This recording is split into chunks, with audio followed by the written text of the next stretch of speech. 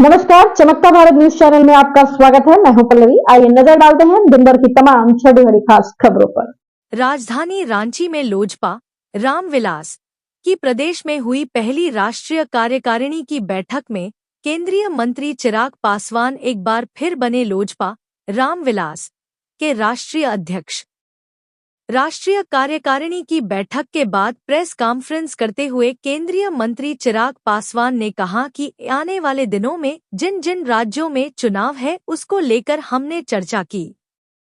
वहीं कई ऐसे ज्वलंत विषय जिनको लेकर हाल के दिनों में चर्चा रही, भले ही वह वक्फ बोर्ड का मामला हो या लैटरल एंट्री का हो या जिस तरह से सुप्रीम कोर्ट के ऑब्जर्वेशन आए जिसकी वजह से SC/ST के आरक्षण में क्रीमी लेयर के प्रावधानों का जिक्र है, उसमें किया गया। इन सब विषयों को लेकर कार्य करने की बैठक में चर्चा हुई और सभी ने सर्वसम्मति से केंद्र सरकार, जिसे मैं खुद एक हिस्सा हूं, इस बैठक में केंद्र सरकार के प्रधानमंत्री के प्रति एक धन्यवाद प्रस्ताव भी इस बैठक में पास किया गया। जिस प्रकार से प्रधानमंत्री ने अनुसूचित जाति से जुड़े हर महत्वपूर्ण फैसले पर और हर महत्वपूर्ण फैसले की गंभीरता को समझते हुए उचित फैसला लेने का काम किया, भले ही वह क्रीमी लेयर के प्रावधानों को लेकर कैबिनेट मीटिंग में अपनी बात रखी और जिसमें मैं भी उसे बैठक में मौजूद था और प्रधानमंत्री ने स्पष्ट किया कि अनुसूचित जाति के आरक्षण में कोई क्रीमी लेयर का प्रावधान नहीं रहेगा। यही सोच लोक जनशक्ति पार्टी रामविलास की भी है। अनुसूचित जाति का आधार अनटचेबिलिटी रहा है, कभी भी शैक्षणिक, आर्थिक या अन्य आधार नहीं रहा है। यह वह जातियां हैं जिन्हें भारत के संविधान में शेड्यूल किया गया है, जिन्हें भारत में छुआछूत का शिकार रहे थे। सुप्रीम कोर्ट के ऑब्जर्वेशन में कहीं भी अनटचेबिलिटी का जिक्र नहीं था, जो कि एक चिंता का विषय था। प्रधानमंत्री ने इस पर अपना एक कमिटमेंट दिया कि यह जो आरक्षण का आधार है वह बाबा संविधान के प्रावधानों के अनुसार ही जारी रहेगा। वही लैटरल एंट्री को लेकर के भी जिस तरह से हमारी चिंताएं थी कि इसमें जो है आरक्षण जो है अनुष्का ध्यान नहीं रखा गया है, तो उसको भी जो है प्रधानमंत्री ने समझा और उसको जो है उसे लैटरल एंट्री के जो भर्ती होने वाली थी उसको जो है लैटरल एंट्री के एडवर्टाइजमेंट को विड्रॉ करवाया और इसको लेकर के प्रधानमंत्री को धन्यवाद आज की बैठक पर दिया। वहीं झारखंड में आगामी दिनों में होने वाले चुनाव को लेकर कहा कि झारखंड में चुनाव लड़ने की मनसा पार्टी रखती है और पार्टी की जो प्रदेश इकाई है वह भी प्रदेश में चुनाव लड़ना चाहती है। आने वाले दिनों गठबंधन के तहत हो या अकेले लड़ने को लेकर निर्णय लिया जाएगा। साथ ही कहा कि सरना धर्म कोड को लेकर भी पार्टी अपनी सोच रखती है।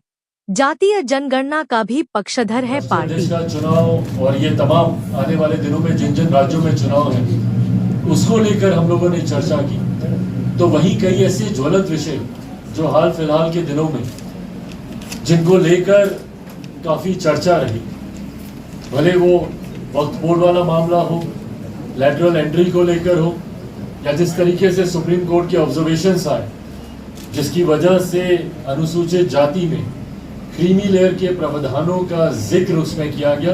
इन तमाम विषयों पर भी कार्यकारिणी में बैठक हुई और सबने सर्वसम्मति से हमारी केंद्र सरकार, जिसका मैं खुद एक हिस्सा हूं, केंद्र NDA की केंद्र सरकार और हमारे प्रधानमंत्री आदरणीय नरेंद्र मोदी जी के प्रति सबने एक धन्यवाद प्रस्ताव भी पारित किया।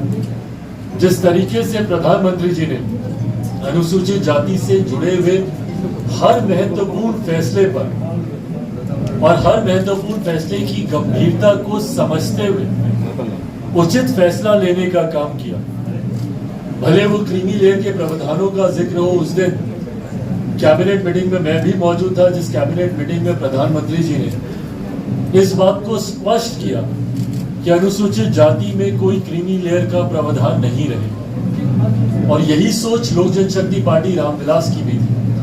जिस तरीके से सुप्रीम कोर्ट के ऑब्जर्वेशंस के बाद इन प्रावधानों का बनना संभव हो सकता था, उसको प्रधानमंत्री जी ने स्पष्ट किया। अनुसूचित जाति का आधार अनटचेबिलिटी रहा। अनुसूचित जाति का आधार कभी भी शैक्षणिक आधार या आर्थिक आधार नहीं रहा। ये वो जातियां हैं जिनको भारत के संविधान में शेड्यूल किया गया है, जो कभी ना कभी छुआछूत का शिकार रही थी और इसीलिए इन्हें शेड्यूल कास्ट कहलाया गया। तो जब आधार अनटचेबिलिटी है, आज की भी तारीख में हम लोग को उदाहरण सुनने को मिलते हैं कि एक दलित युवक को घोड़ी पर चढ़ने से रोका गया, एक दलित परिवार को मंदिर में प्रवेश करने से रोका गया। हाल फिलहाल के दिनों में एक आईपीएस ऑफिसर ने अपनी बारात निकालने के लिए सुरक्षा की मांग की। एक आईपीएस अधिकारी मांग करता, मुख्यमंत्री रहते हुए कई ऐसे नेता हैं जो मंदिर गए और मंदिर को गंगा जल से धुलवाया गया। तो ये आधार भेदभाव का इसमें छुआछूत है।